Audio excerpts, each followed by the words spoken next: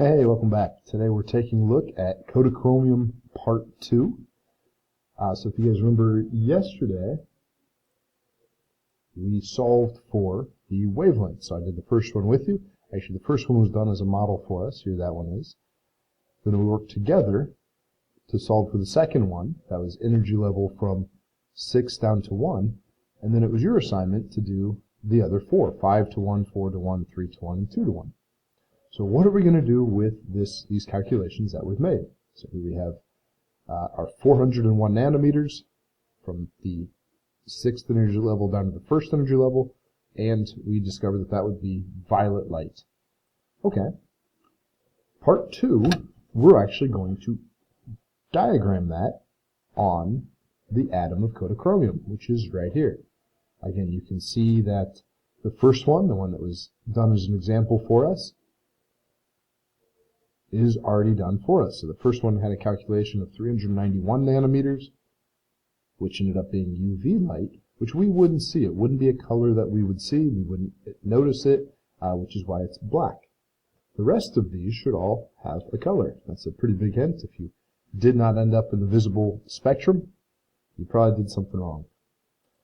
All right, so the first thing I'm going to do, I'm going to take this arrow and I'm going to copy it. If I hold down Control C, that does the trick. Also, I can right-click on it and go to Copy. If you right-click somewhere else on the page, we can then paste. So there's my arrow. I've got to move it over. And for the calculation we did yesterday, we didn't fall, so this one goes from the 7th energy level down to the 1st.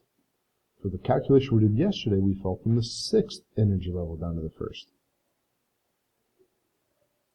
So I'm just inside of that 7th energy level, now at the 6th energy level, and here is the energy we're looking at today.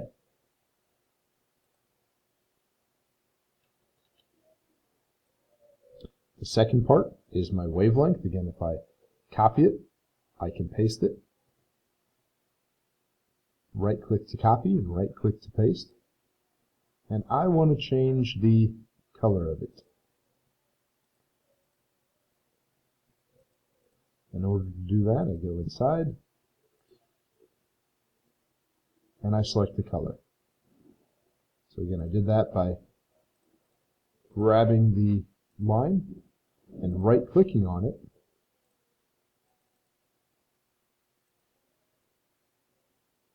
Going to outline and choosing the color I wanted to look at. The calculation we did had the wavelength in a violet light. So I'm going to choose purple. It's about as close as I can get to violet. So there's purple. Now I've got my violet light. One more thing I need to do with this wavelength. So the one we calculated was 401 nanometers. The one that we had done as an example for us was 391. So which is longer? And this is the one we did yesterday. This is the one that was done for us on the computer.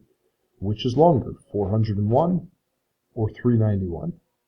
Hopefully we can all recognize that 401 is a little bit longer than 491, so I need to make this wavelength a little bit longer. How am I going to do that? I'm going to widen it just a little bit. Now the distance between those peaks, so we just kind of saw how I did that. I grabbed the edge of the box and pulled it over. Now the edge of those peaks is a little bit further distanced apart than the UV light that we have right here. Finally then, I want to line it up so that that wavelength is coming from the fall. So an arrow represents the fall. I want the electron to drop from the 6th energy level down to the 1st. And when it does that, it's emitting energy. The energy just happens to have a wavelength of 401 nanometers, and that would be violet light. So there is my second wavelength. And you guys should have 4 more with different colors. It's for you guys to add, so follow those steps, copy and paste, change the color of your wavelength, and change the overall wavelength. You can do that by making it longer or shorter. So make sure that your wavelengths are, you don't have to measure them, mine's certainly not 401 nanometers, but I want it to be relatively longer. So this one's a little bit longer than the 391 nanometer wavelength. And that's all I'm looking for. So your blue light should be a little bit longer than violet. Your red light should be the longest wavelength that you have. Alright, so that's the first part of part 2. The second part has us working with the emission and absorption spectrums. If you guys remember the emission and absorption spectrums, this is what scientists were able to see. They couldn't actually see the wavelengths coming off the atoms, but when they ran that light coming off the atoms through a spectrum, the colors were broken up, and in an emission spectrum, we did see that violet light. For the most part, it was a black background.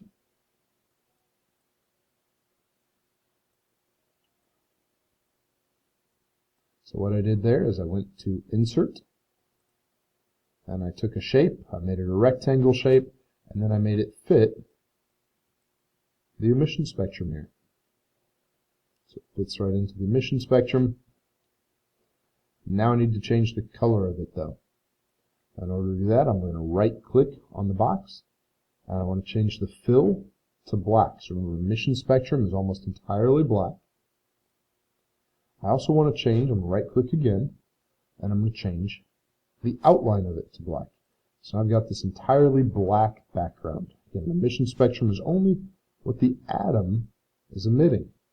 The atom isn't emitting a whole range of colors, it's only emitting certain colors. So mostly it's a black background. But I do need, so I'm going to go to Insert, Shapes again. I'm going to choose another rectangle. I do need a little tiny band of light at 401 nanometers. So that's going to be right in there. So we're going to want 401 nanometers. I'm not worried about this one, the UV light, because at 391 nanometers, that's going to be off of the visible spectrum. It's going to be before 400 nanometers. So that would be over here. We wouldn't see it. It wouldn't register. So I'm not too worried about making a band for the first one here. But for the second one, oops, don't want to worry about the black, I do need a purple line at 401 nanometers. Again, that's right there at the beginning of our spectrum. Mine's currently blue. I want to change it to, hey, you guessed it, purple. How am I going to do that? I'm going to hit right click. I'm going to change my color to purple, the fill color, and the outline color, both to purple. So there we go. I've got the first band. You guys are going to have 4 more to add. Okay, make sure you guys are adding them in the right position so that they match up with their wavelength, and then definitely make sure that you have the right color for them.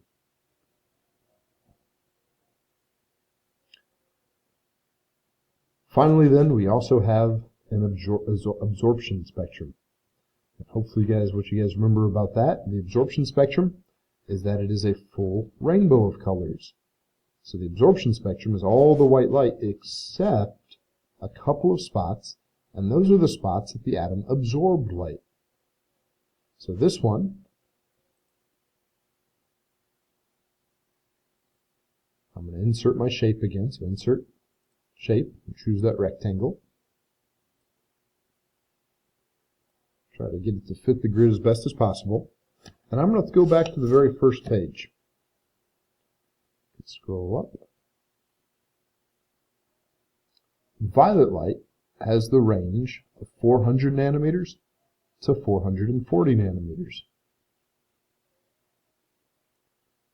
So I'm going to make my rectangle fit roughly 400 to 440 nanometers. So right in there. I need to change the color on this. So the fill is purple and the outline is purple. Again, I get that by right-clicking on the shape.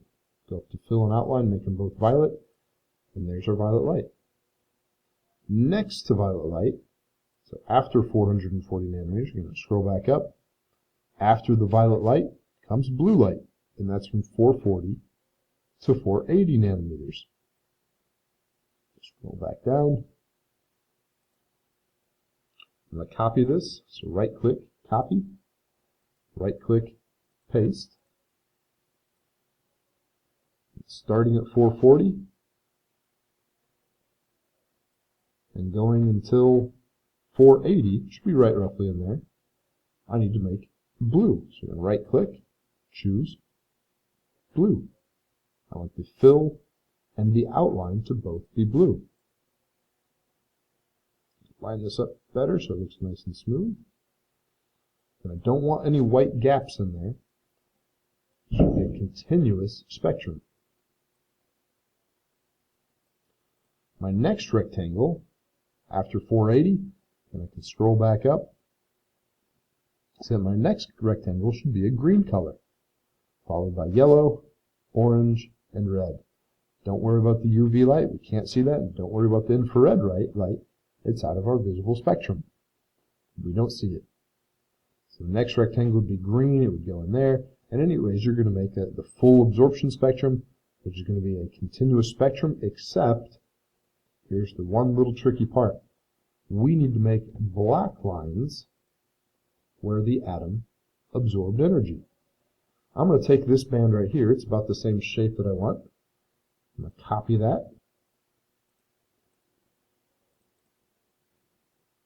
And paste it down here. Although it's going to jump way back up to the top of the page, I'll just drag it down. I'll fit it right in there. Again, that should be at the exact same spot as above, 401 nanometers. Right click. I want to change the outline and the fill to black. And that represents the energy that was absorbed by the atom. All the light was shone at it, and only the light at 401 nanometers, that energy of light, that's the only one that got absorbed. And so that's why it's missing. All the other wavelengths of light went straight through the atom. The atom didn't absorb them, an electron didn't use it to jump to a higher energy level. Only this one band of energy right there. Just kind of being nitpicky here, wanted to shrink this down so it fits perfectly on there. Should be the same for this one here.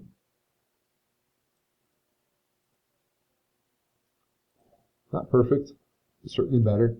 And there's my absorption spectrum. There's my emission spectrum. You guys have more colors to fill in on the absorption spectrum. And you have more black lines to add. And then on the emission spectrum, you have more colorful lines to add. So I'll leave you to that. Again, the first part, draw your wavelengths. Second part, draw your emission and absorption spectrums. And that'll finish up part 2 of the Kodachromium lab.